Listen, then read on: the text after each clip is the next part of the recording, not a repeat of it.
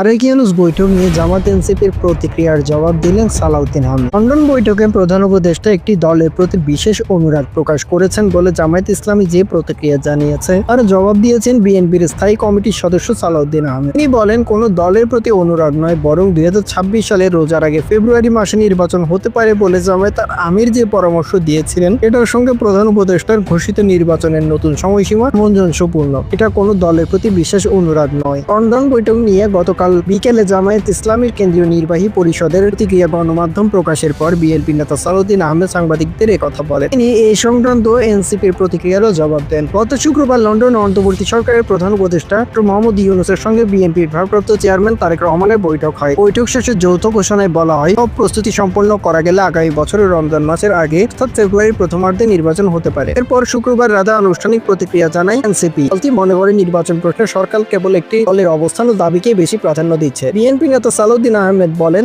নতুন রাজনৈতিক দলটি লন্ডন এই বৈঠকের ঘোষণাকে দলীয় দৃষ্টিভঙ্গিতে দেখছে। এক্ষেত্রে দলীয় দৃষ্টির ঊর্ধ্বে গিয়ে বৃহত্তর জাতীয় স্বার্থে সিদ্ধান্ত নেওয়া এবং আরো অভিজ্ঞতা অর্জনের পরামর্শ থাকবে। লন্ডন বৈঠকে নির্বাচনের সম্ভাব্য সময় নিয়ে সরকার ও বিএনপির মধ্যে যে প্রক্রিয়া সমঝোতা হয়েছে এবং সেটি যেভাবে যৌথ ঘোষণার মাধ্যমে প্রকাশ করা হয়েছে তাতে সন্তুষ্ট হতে পারেনি বেশ কয়েকটি রাজনৈতিক দল। ওইগুলো নেতারা বলছে তাদের প্রশ্ন এক জায়গায়, সেটি হচ্ছে সরকার কিভাবে একটি দলের সঙ্গে নির্বাচনের বিষয়ে যৌথ ঘোষণা দিতে পারে, এটা কতটা নৈতিক।